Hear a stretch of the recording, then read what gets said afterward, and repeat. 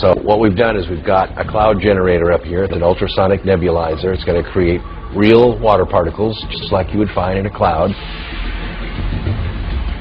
What we're seeing now is we're actually filling this chamber with microscopic water particles. You can see that it's almost completely filled with water vapor. It's beginning to condense a little bit on the sides, just so that you can see the detail.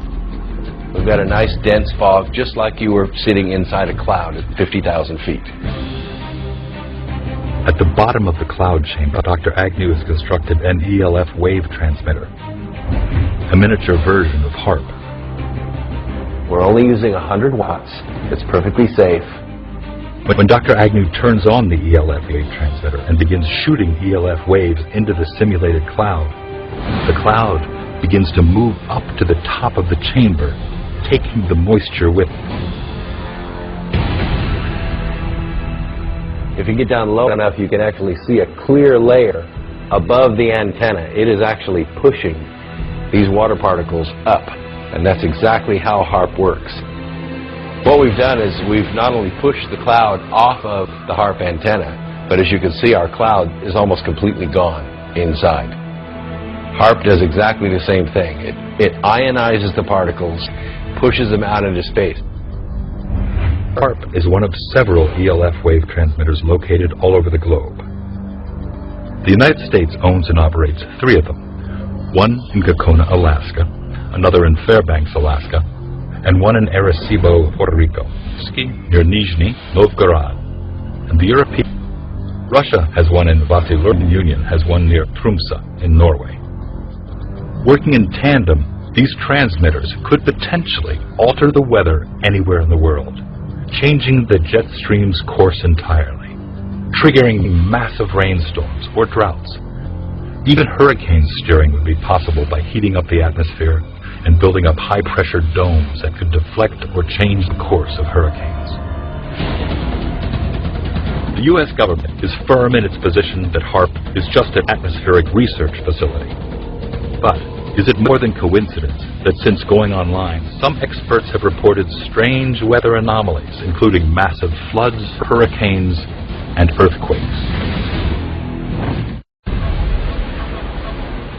Haarp went online in 1994, and construction continued until 2007. There are reportedly a total of 5 known ionospheric heaters, including Haarp, in the world today. There are possibly 20 other ionospheric heaters in existence all over the world. There's no conclusive proof. We happened to be in the office at the time when the earthquake happened. It was significant and shook our office, which is a large concrete building, which is 2 to 3 stories high. Of course, immediate reaction was to get into the doorways. As soon as it left, we had to evacuate all of our staff. Thankfully, none of our staff have been injured in the office. However, our compound is probably built better than most structures in this area. And so you can only imagine what's going on. Do you have any initial reports of casualties, deaths, and injuries, Mr. Rogers? No, unfortunately, we haven't been able to get any information per se. We have been in contact with our staff who had left. Some staff had left for the day, and we are trying to gather information now. Staff who has now tried to leave the compound had to return. There was another subsequent aftershock, which was significant and is bringing down extra earth and landslides onto the road, so it's unsafe to move at this moment in time. What I can hear is very distressed people all around in the neighbourhood that we are in. There is a lot of distress and wailing of obviously people trying to find loved ones who are trapped under building and rubble. All right, so you're basically hearing... Correct. I mean, obviously the Haitian authorities will be trying to respond the best that they can, but all power seems to be out in Port-au-Prince. It is obviously very dark at the moment. There are some houses lit up that are obviously using their own generator. We ourselves, as a compound, have our own generator. Of course, we can't enter our office because now there is significant amount of water that has spilled in the office, and we're unsure whether or not there is a live case. The president shortly after 9 a.m. in Hawaii, where he's spending his Christmas vacation. NBC's Chuck Todd is there with more on how the White House is responding tonight. Chuck, good evening to you. Good evening, Carl. Well, as you noted, the president did receive word about this incident about 9:30 this morning, Hawaii time. He's been doing a couple of secure conference calls with his chief counterterrorism advisor, John Brennan, who is back in Washington, and his highest-ranking national security advisor official here, Dennis McDonough, who's chief of staff of the National Security Council. He's received 2 updates so far. He's going to get a 3rd one before the day is ordered, sort of real-time information as they've been getting information during the interrogation process of the suspect, who of course is now detained, Carl. Chuck, we know this is the president's and his family's. Many of them are being used as weather weapons, though they do have the ability to manipulate the ionosphere. And that brings us to something else. December 2001. Scientists at NASA's Ames Research Center in Palo Alto, California make a discovery. In studying more than 100 earthquakes with magnitudes of 5.0 or greater, they find that almost all of them are preceded by electrical disturbances in the ionosphere. Could there be a connection to Haarp, or a facility like it? To say that Haarp can artificially excite the ionosphere in such a way to cause an earthquake, well, it alarms me. Dr. Agnew experienced the power of ELF waves firsthand back in the 1980s. He was hired by an energy company to locate oil and gas using the same kind of ELF waves at much lower frequencies to carry out his search. It's a process called Earth tomography. During one particular incident, Dr. Agnew believes his use of Haarp-like ELF waves accidentally triggered an earthquake. It was in the spring of 1987, we arrived in Roseburg, Oregon, to use our ELF technology to search for oil and gas. Setting up that day had a little bit different results than we expected, because the instant that we energized it, there was between a 4 and 4.5 on the Richter scale earthquake that occurred.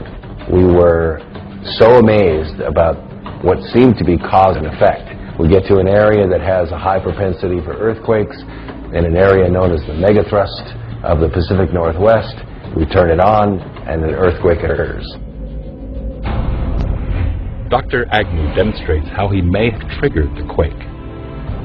This is a scale model of what the area looked like in Oregon when we scanned for oil and gas in 1987. This strata right here represents the megathrust area underneath the ground.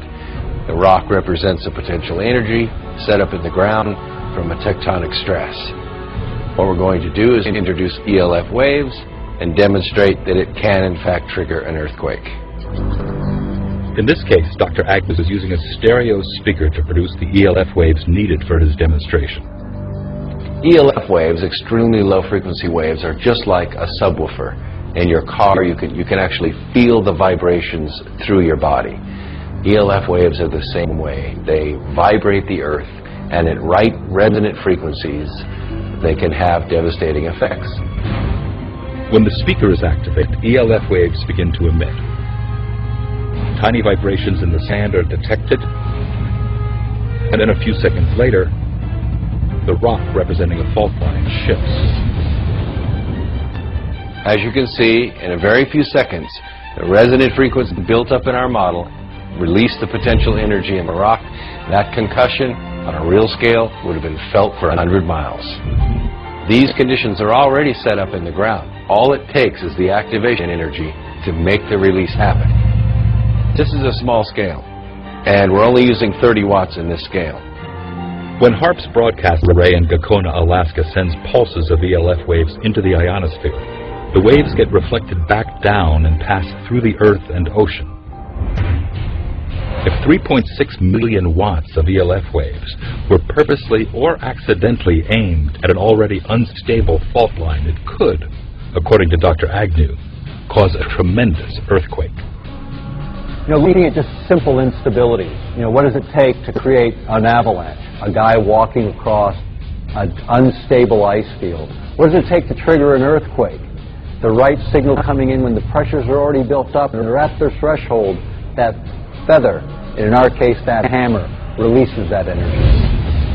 Conspiracy theorists believe HAARP is responsible for triggering earthquakes in enemy territories, like Iran, China, and rogue parts of Afghanistan over the past 3 years.